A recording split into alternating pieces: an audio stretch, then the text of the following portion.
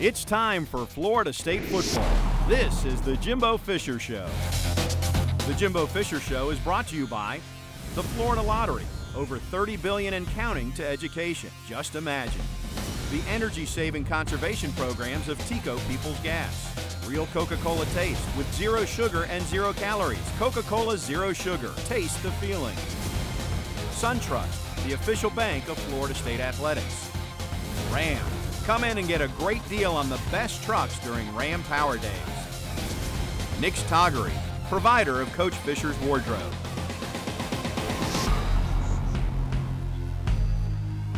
Hello, everybody, and welcome to the Jimbo Fisher Show. Tom Block along with Coach Fisher. Coach, another classic chapter of the Florida State-Miami rivalry. Unfortunately, the Canes make one more play at the end and prevail 24-20. But there was a lot of good from what you saw from your team there, especially in the fourth quarter. It really was, but it was a hard-fought game. I mean, you know, when you play that game, there's always inches here, inches there that could separate plays. But two teams that fought, and they made the last play.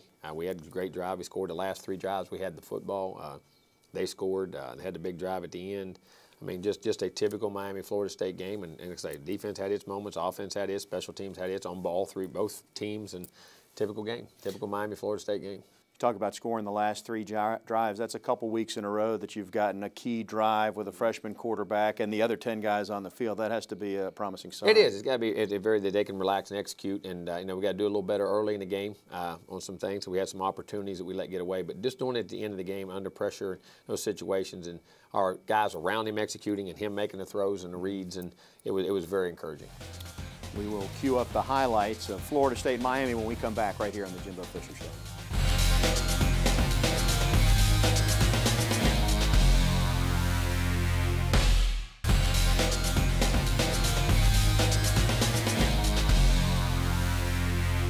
Welcome back to the Jimbo Fisher Show, Coach. Great crowd, great atmosphere, great day weather-wise as it turned out for Florida State. Yeah, it really was. It really was. We were worried about the weather all week, and it turned out to be a great day. And let's give the first one we get it here. Keith gets a good little return, and we get the ball out a little bit. At least we're out to the 25 there, 26, and getting the ball going forward. A nice, great way to open up the game. Good first run. Jacquez block, offensive line did a great job. Ran for over 200 yards in the game.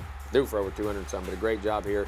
Bursting the ball down the field. Changing field position here. It's a shame we didn't get points right here, but changing the field position. Here we get a nice little bubble screen out here. And then when he gets it, we need to cut that guy. If we'll cut that guy, we'll pick up 8 or 10 instead of 3 to 5. And this one right here, we got it. Ball's got to come out. He had to throw. He just got to trust it on 3rd down. James saw it. Didn't just hesitate a second, but we had it. We just got to get it executed. But a great job of punting again by Logan Tyler. I mean, we flipped that field position on him so much and had him down there on this, and then did a good job of keeping him pinned back. Defense did a great job that whole first. Had Mark Walton there running there, Derwin, and I think that's, I couldn't tell who that was coming in and made that play. Here, nice trying to get a screen route. Boy, we could got one of those tip balls. Daggum. They've always been a good screen team. Josh Sweat there, the guys. See the counter play. Nice job right there by DeMarcus Christmas. Busted through on the counter, got him for a loss, and him and Noddy played really good inside. Now they hit a nice punt. Oh, man, we are inches from getting that punt. I mean, inches. We need to go ahead and try to catch that ball and we had a couple of those hit the ground. Now we get a nice little bubble screen. Now stick it inside right there just a little more. Got to stay on again.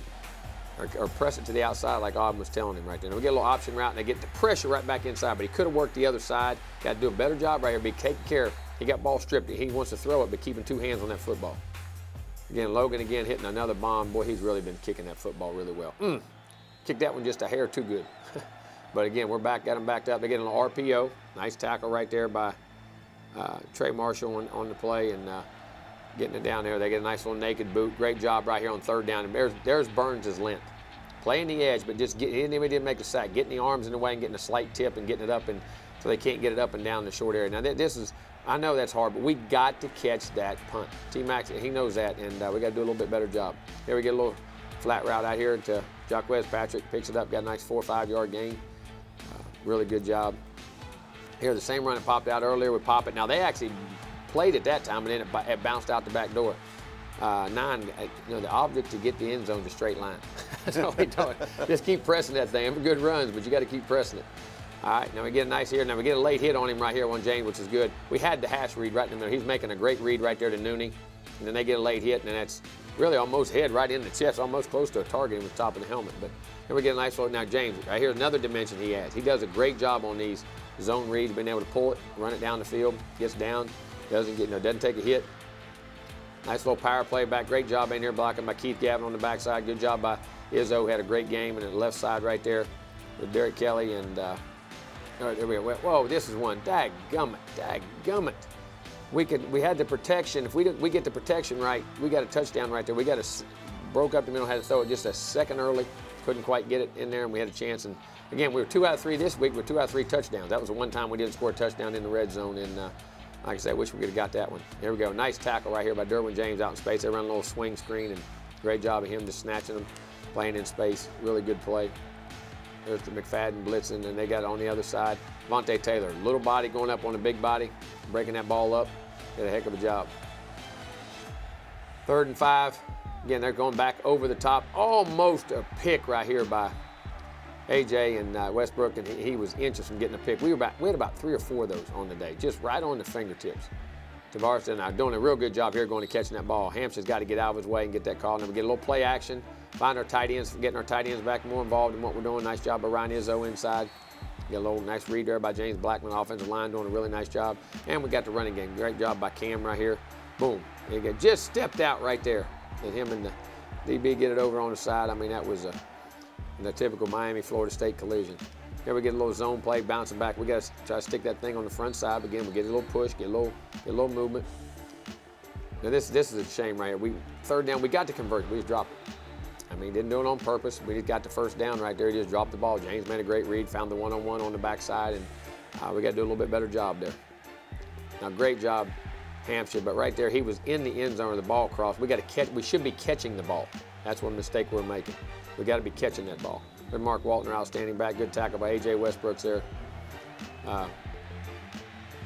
Good job right there. Matthew Thomas had him back there for no gain, and guy slipped him. Not many of them slip Matthew like that. Yeah, they run a nice little counter play or zone play going inside. Great job. Our defensive line did a great job against the run all day, playing it. And again, this is a hard-fought first half. They get low. We cannot give up the inside. We're in inside leverage.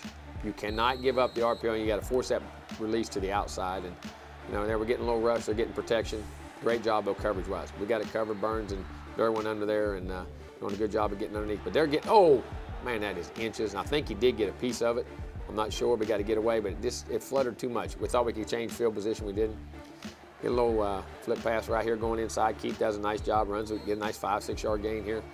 And then on 3rd down, 2nd down, we got a no gain, which was ridiculous. We had a big play. We just missed a block. And this is one big mistake James can't have. He got hit and fumbled that ball, and it can't happen. Here we hit the punt right here.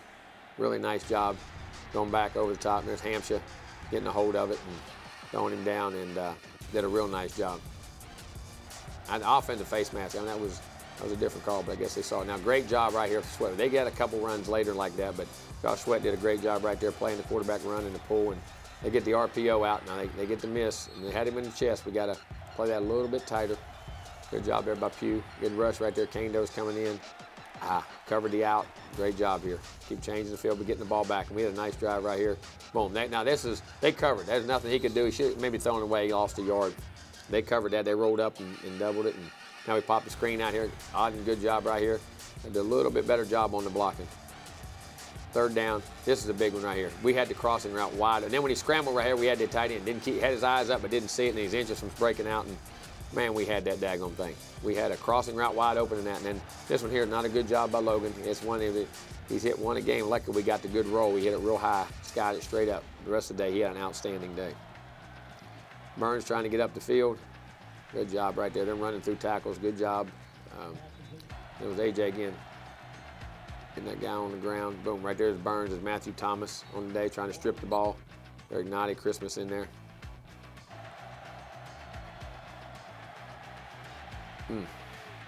Scramble. Good job of converging. Real nice job. I think it was Matthew got the hit on the quarterback right there. Did a nice job. Kando got to turn that corner, but he got it, forced it up inside, and Burns got it. It's great to have Brian Burns get it. Does a great job. Now we get a nice little around here. Good reaction right here. Jaquez getting a nice 9-yard run. Had a lot of positive runs. Offensive line really improving. And counter play right here. The fullback fell down, the lead blocker. He got tripped up, so we lost our wingman out there and lost it. Now, this is the one we had open to play before. When I said we had it open, it was open just the same way.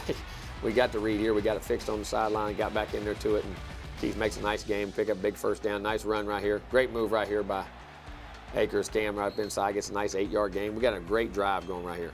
Popping it inside, boom. Keep moving the ball.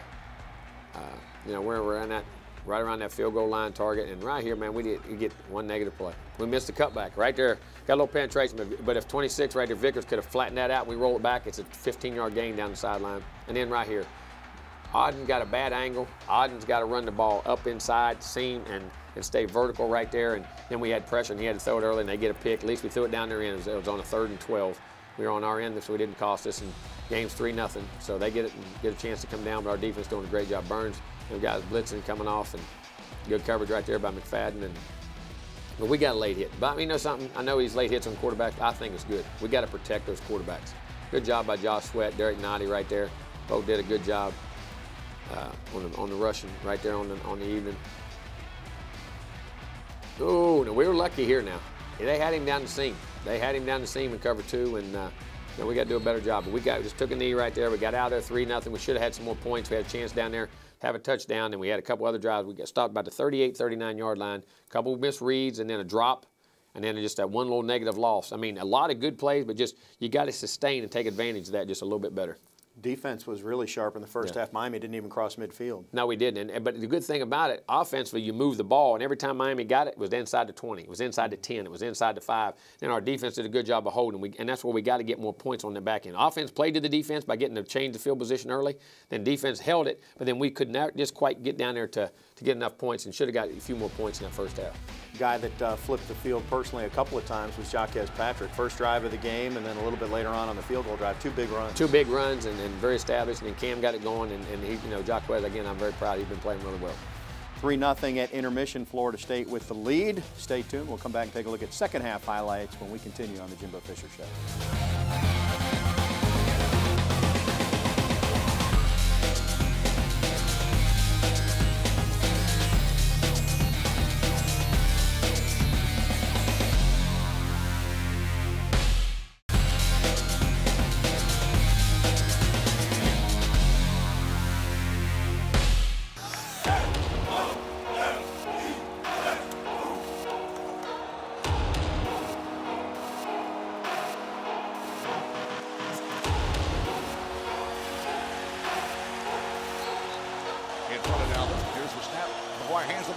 Dalvin slices his way to the 30, the 35 to the 40. Dalvin Cook outside the numbers 50 to the 40. Dalvin Cook to the 30. Dalvin Cook to the 20-yard line. He's tackled from behind to the 20-yard line by Corn Elder. Good snap, the spot, the kick is away, and it is good. And the Noles get points on the board just before halftime. Dropping to throw, Kaya throw, Coxie fires to the corner, and it's intercepted, picked off by Tavares McFadden. McFadden leads this team, leads the league in picks. He's got his 4th of the season. Blitz left by a linebacker. Play action bootleg rollout by Leandre Francois. Looks to the far side. He's got Dalvin Cook wide open at the 40. Makes the catch to the 30, to the 20, to the 15, to the 10, 5, 3, 2, 1. Touchdown FSU. Florida State moving right. Play action fake pass to the left side. Caught ball on the left side. Urban Whitfield to the 15, to the 10. Sideline. 5, 3, 2, 1. Touchdown. Florida State. Touchdown FSU. And the Noles take the lead for the first time of the game. It's 16-13. Touchdown is partially blocked. Partially blocked. It's no good. It's no good. It's no good. The Seminoles block the point after try. Seminoles will come out on the field, shake a few hands, and head to the locker room, and FSU will head home 4-2 with a win over a ranked team. Yeah.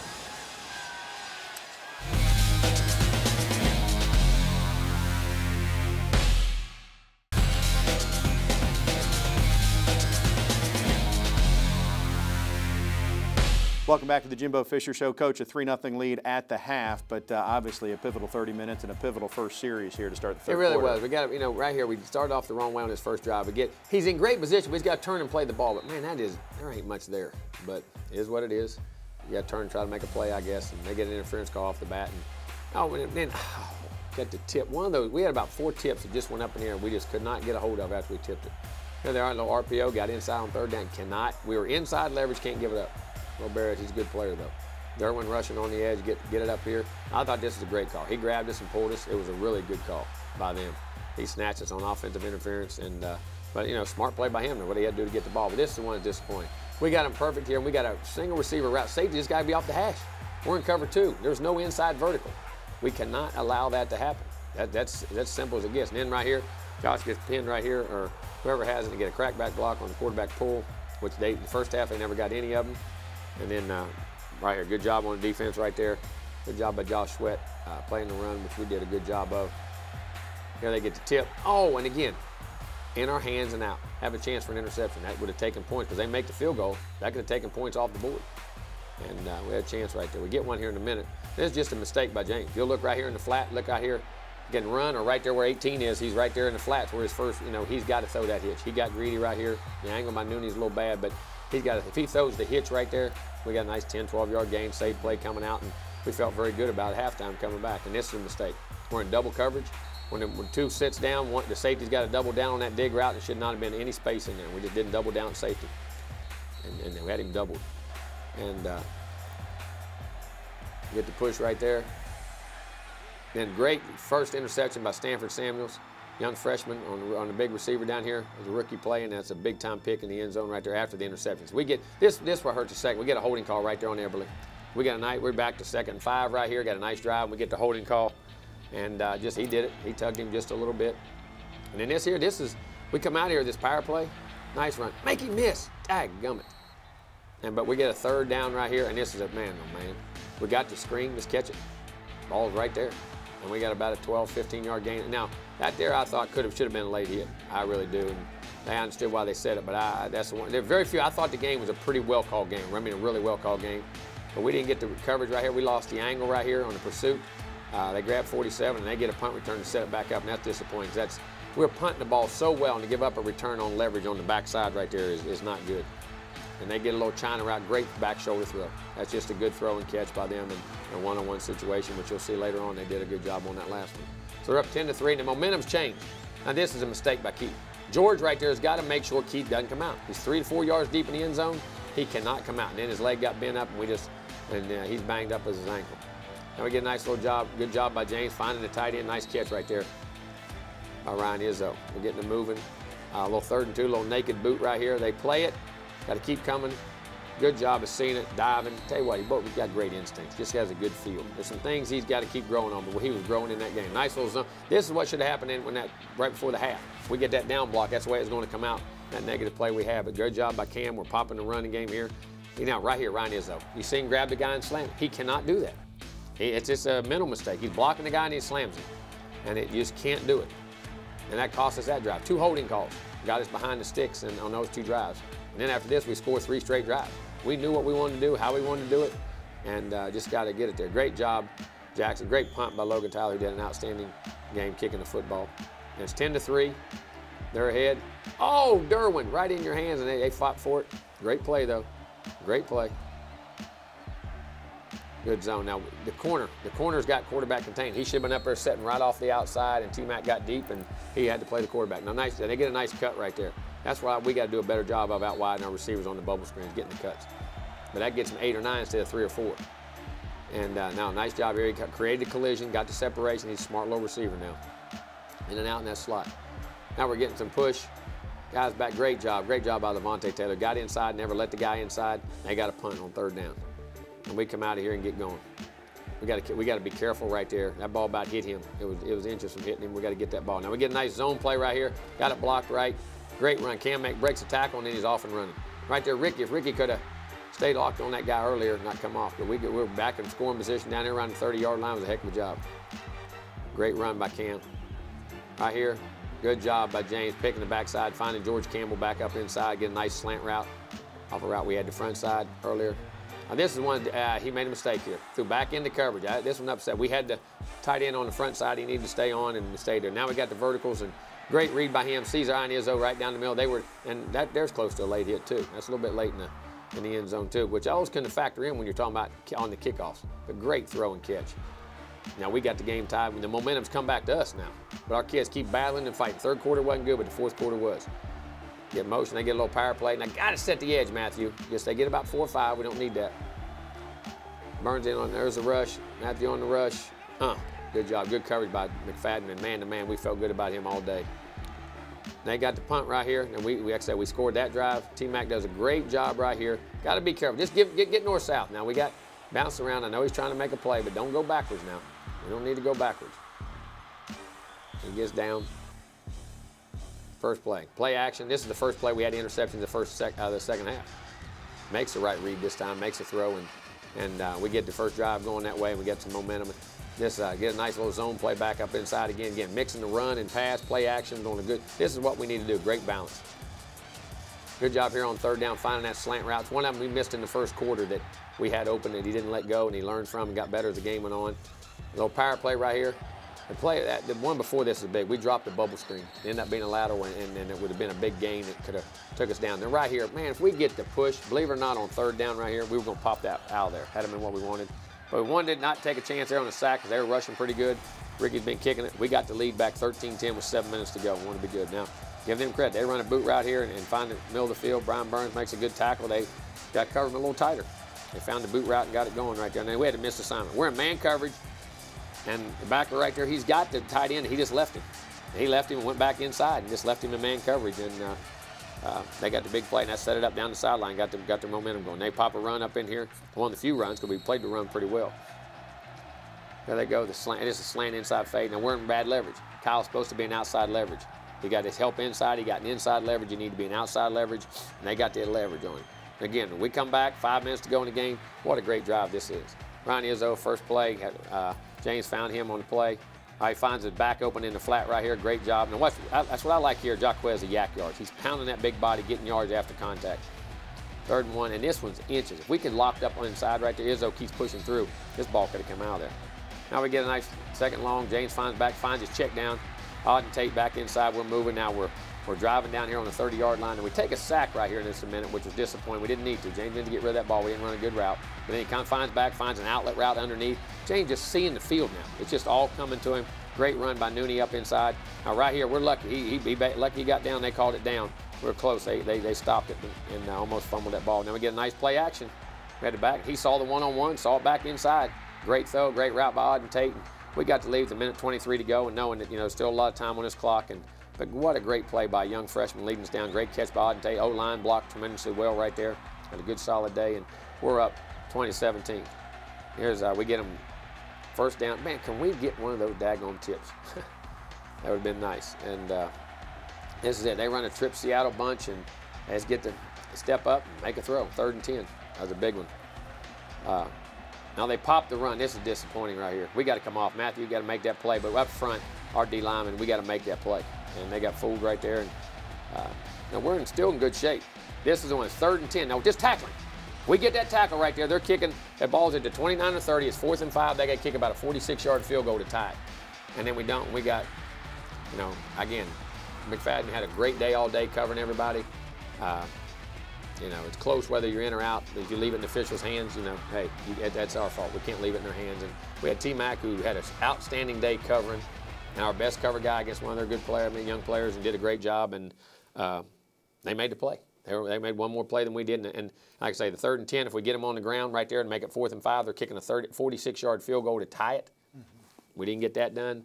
Not because they didn't want to, and we had players there to do it. We just got to make those plays, and we got to coach them a little better. And as coaches, we got to put them in a better position to make the play. And they made one more play than we did. Big play of the second half, Coach. Really big drives of the second half. The Izzo touchdown, you get the Tate touchdown, and James Blackman looked calm, cool, collected. 3 straight scoring drives in the 4th quarter. Touchdown, field goal, touchdown. And the one we didn't get a touchdown is because we dropped the bubble that got us behind the sticks. But then Ricky come in and stayed hot and got us the lead. And we had 13-10 lead and a 20-17 lead all within this last 7 minutes and couldn't hold on. And again, we're disappointed, but like I say, there's still a lot of encouraging things out there. We got to learn to make a play at the right time, play together. Coaches will keep coaching, players will keep playing. There's a lot to play for, and what we got a great. I think we can finish this season really well. We just got to go find ways to make one more inch. All right. Well, next up, a game on the road at Duke. We'll tell you about the Blue Devils when we continue on the Jimbo Fisher Show.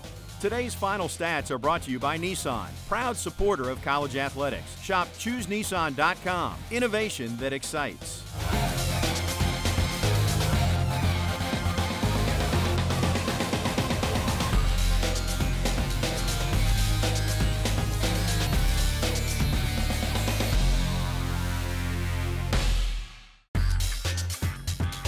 Inside the Helmet is brought to you by Hyundai. My name's Ricky Aguayo. I'm a true sophomore. I play kicker, and I'm from Mascot, Florida. Yeah, I was very competitive with the kids in my neighborhood and my older brother. I was very competitive. I didn't want to lose at all. You know, my brother would kind of overpower me sometimes. But, you know, I wouldn't like, you know, step down. I'd always go back up. You know, we'd play like soccer, 3v3 soccer, 3v3 football, you know, Pop Warner and my soccer leagues. I was always a competitive guy. You know, my father wasn't able to make it into the pro league, so he told me when me and my brother, when we got older, he was like, I'm gonna make my kids, you know, pro soccer players. And we ended up being football players, but he said, you know, whatever route you take, you know, put all your effort into it and try to make it pro, you know. One goal of his is already, you know, checked off with my brother being in the pros, so I'm trying to fulfill that. You know, my father's always been influential in my life. And we did grow up playing soccer, but, you know, in the end, it was just more about, you know, work ethic and, you know, staying true to the path. Growing up, I was always interested in like intelligence, you know, whether it may be central intelligence, military intelligence, but, you know, stuff like that. My dream job is working in the U.S. Embassy in Mexico. Since, you know, my father's from there and I'm able to speak Spanish, so I feel like it would be a good job for me.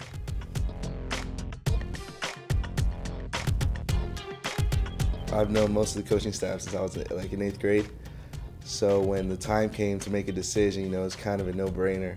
You know, this is like family. You know, my parents were very comfortable with the coaching staff. They've known them for 4 years, for the whole years that my brother was here, so I know all the ins and outs of Tallahassee. If I have a question, I can ask him. You know, so it's sort of like it's a second home away from home. I'd say definitely my mom's home cooking. You know, all the enchiladas and all the Mexican food. Every time I go back, I'm like, Mom, I have the enchiladas ready, have the tostadas ready. Or when she comes up here and she's like, hey, what do you want to eat? I'm like, Mom, you can go to the grocery store, get some rice and beans, you know, and cook it up. So I'd definitely say probably home cooking the most. One of the things that I like to do is to golf. You know, I love to go out to Seminole, out here to the range. If I can, you know, play 9 holes, sometimes play 18. You know, it just kind of gets my mind off of, you know, football and school. That's always nice. Or just like laying in bed, hanging out with friends. Just relaxing, you know, we don't get that much time to relax, so I try to take advantage of that time. Probably the Ole Miss game. You know, that was a game that I executed my job as best as I could, you know, help my team out, come from a deficit. So I'd probably say that was one of the best moments I've had here.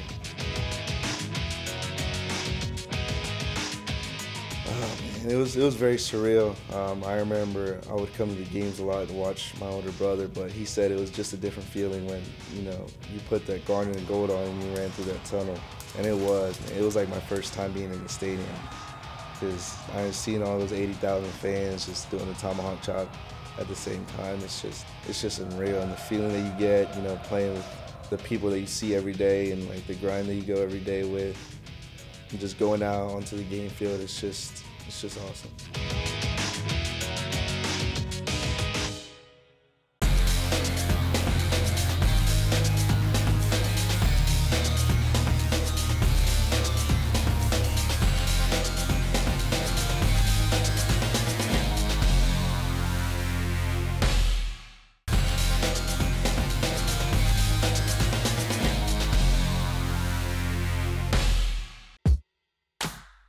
In the ultimate team sport, the most successful seasons come when the team is like a family. The off-season provides ample time for team bonding activities to connect the squad before they report for fall camp. Florida State football's annual Lift for Life event has proven that nothing unifies a team quite as much as a little friendly competition for a good cause. We always get fired up in the locker room before we come out here, you know. We love it. We love coming out here, putting on a show for everybody that come out and just have a good time. The guys look forward to this event every year. They talk about when's Lift for Life, and I'm like, it's coming, it's this week. Lift for Life is the main event of Florida State's chapter of Uplifting Athletes. an organization that works with student athletes to raise funds towards research for rare diseases. Led by Alec Eberle and teammate Josh Ball, the Florida State football team held the 5th annual Lift for Life on July 18th.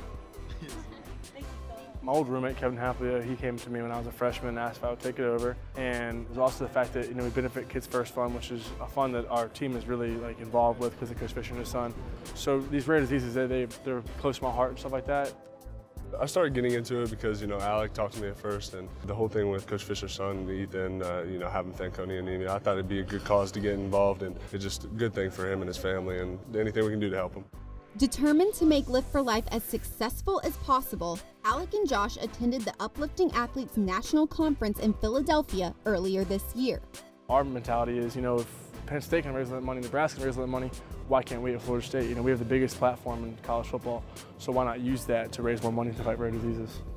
Lift for Life is close to the hearts of all who have donned the garnet and gold in the event's 5-year span. So much so that it drew some familiar faces back to Tallahassee. It's a culture, what we was brought upon. We was just here last year, so just to come back and see these guys having fun, enjoying what they do for this event, it's always a blessing. It was fun, man. Every year it got better. We started competing more. We started getting more people to come out, and it's actually a bigger crowd. They get bigger and bigger every year, so we compete, and I see the smile on Coach Fisher's face, and represents, something good. Numerous competitions lead up to everyone's favorite event, the highly anticipated tug of war. Tug of war is definitely the best because, you got the whole offensive line, defensive line going each other, and the offensive side, defensive side going each other. And whoever wins that, we got the pride. Whoever wins just has the most pride. And you can brag on, bragging rights the whole day, and it's just fun.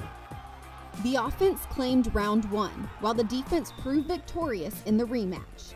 But at the end of the day, everyone is focused on something much bigger. An exceeded goal with over $6,000 raised, and an opportunity to give to a cause that is so important to the coach who gives so much to his team. I just think it became a part of our culture around Florida State, and it means a lot to Coach Fisher, his coaching staff, these players, and we done embraced it into us. So Coach Fisher did a lot for me, so for me to come back here and give back to him, I do it. It just makes it all worth it, and it makes it worth it when we raise that money, hit our goal, and get to see these people that have rare diseases and people involved with Kids First Fund, get to see them, benefit from money that we raised. It's like it's my baby, just taking it from the ground up, and it's just been an awesome experience. I'm Catherine Phillips for the Jimbo Fisher Show.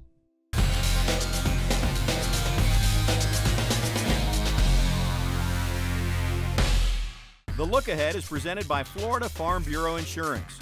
Register to win a football fantasy experience at knowlescontest.com. Welcome back to the Jimbo Fisher Show. Coach, the way the ACC schedule sets up, you only play one team from the coastal outside of Miami every year, and so you haven't seen Duke in a few years, but David Cutcliffe obviously has done a very good job with that program. They do. They've got good players. Everybody. That's what I say. The league, the middle of this league, everybody says the top end, is really, really strong, all the way from the middle all the way down. There's not as you saw with Wake yesterday playing Clemson, they played us. Duke has a great team. Virginia, all these teams, man, there's so many good teams in the ACC, and Duke has done a great job. The quarterback run it. On defense, they've done a great job. Special teams, the quarterback can make plays. They can throw it. They can run it. Just do a heck of a job. Done a lot of work on the stadium. We'll get a first-hand look at it this week. 12 noon kickoff as Florida State is on the road to take on the Duke Blue Devils. That's coming up this Saturday from Durham. Coming up next, we'll put the wraps on this week's edition of the Jimbo Fisher Show. Stay with us.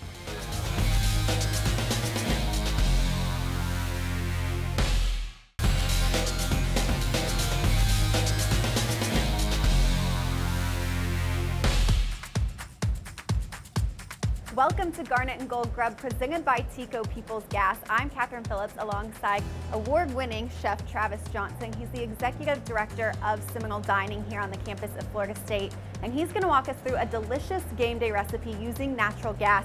Chef, what do you have for us? Today we're going to do a fried green tomato, corn mock choux buttermilk dressing. It's going to be really good. It's a light salad. It's great as maybe an alternative if somebody wanted a vegetarian option. Okay.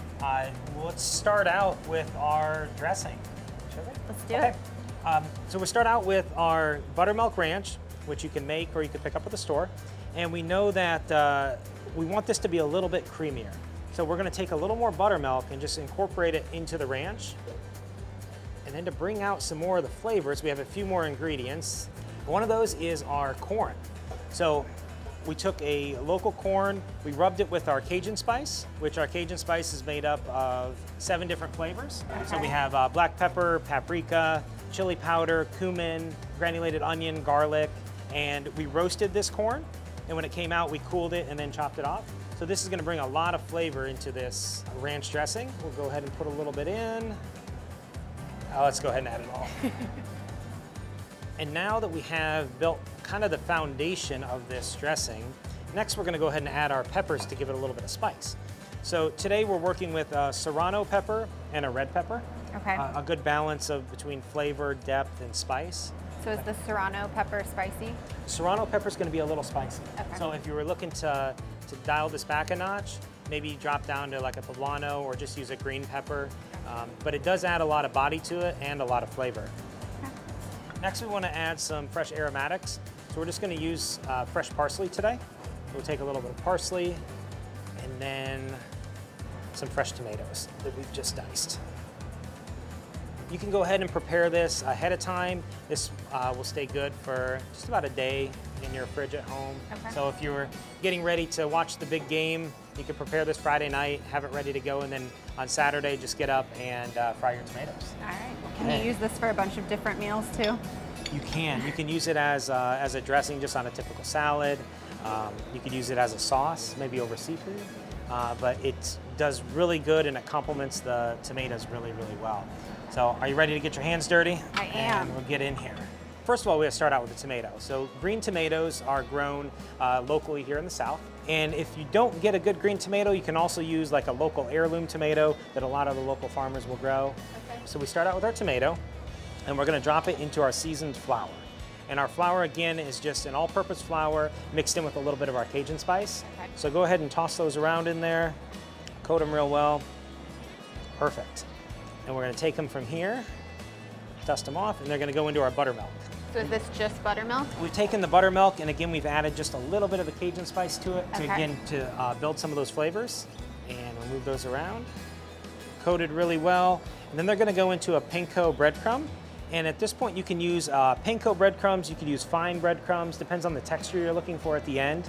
But we'll get in here, coat them really well. And while we were getting this ready, we've added our oil to our cast iron pot. We've started to heat that up. You want your oil temperature to be anywhere between 350 and 375 degrees is a good temperature for frying tomatoes. Okay. And you also just want to be careful if you're doing it over in a cast iron kettle like this. And now we're using natural gas with the controlled flame, so what's the advantage of that? For frying items, you have a huge advantage because you can control the heat and you can get to the right temperatures that you need to make sure that these tomatoes end up really nice and crisp. They look really good. So those are gonna take, well, probably about 30 seconds to a minute to cook. They'll start to brown. You can go ahead and flip them over. See, they're starting to get some good color. Oh, look at those, those are beautiful. All right.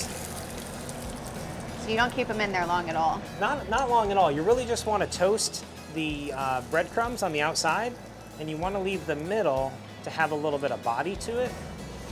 So we want to keep it real basic. So we just took some iceberg greens and we lightly chiffonaded them, and they're going to give it a little body on the bottom. We're going to take our green tomatoes, lay them right on top here, and then come right back with our buttermilk makshu dressing. And see, by adding a little bit more buttermilk to it, it makes it a little more creamy. It looks beautiful. And lots of flavor. And then we can come back, and of course we like to add a lot of aromatics at the end. So we'll take some green onions and we'll add a little more parsley to it as well. And you've got a great salad. You wanna try? I'll go for it. I almost don't wanna mess it up. That looks really good. The dressing makes it. That's amazing. For full details on this recipe and more information on how you can incorporate natural gas into your home, at your business, or at your next tailgate, go to peoplesgas.com/cooking. Coach, obviously you get back to work and fix the mistakes, get ready to take on Duke. I want to just take a moment to get your comments on Auden Tate. I know he's not playing at 100%, but boy, he's been very consistent, big-time player for you this year. He has, in the way he practiced in camp, and he's at that stage as a junior in his career and where we thought he would be, and is doing a great job, made big plays when he had to make the plays for us. Cam Akers had his first career 100-yard rushing game and looked like, and you've said it's going to be a process, but he looked good. That's going to be good for his confidence. It's the best he's ran the football. More north-south running, more pound, using the physicality, not looking for the home run all the time. And then the home run all of a sudden almost came. It was a big run, and just really understanding how to run and did a great job. And along with Jaquez, who had 90-some yards on 11 carries. So both those two are doing a great job. It looks like your quarterback, I mean, it's only 3 games into his career, but you can see growth each week. Yes, he made some mistakes early in the game, just decision, not careless with the ball. And he made one later when it was a little careless, but getting the ball to where it's got to get to, and all of a sudden, but you see a great maturity in him. And that's 2 weeks in a row. He's actually made a game-winning type drive and make a throw and a catch and a bunch of third-down conversions, and just a great competitor and has a great future. And we got to keep building on that. We got to get him started a little faster and a little bit better, and then finish like we finish, and we're going to be all right. All right, next up, the Duke Blue Devils. As I mentioned, we'll have a look back at that game next week right here on the Jimbo Fisher Show. We'll see you then. This has been the Jimbo Fisher Show, brought to you by the Florida Lottery. Over $30 billion and counting to education. Just imagine. The energy-saving conservation programs of Tico People's Gas. Real Coca-Cola taste with 0 sugar and 0 calories. Coca-Cola Zero Sugar. Taste the feeling. SunTrust, the official bank of Florida State Athletics. Nick's Toggery, provider of Coach Fisher's wardrobe.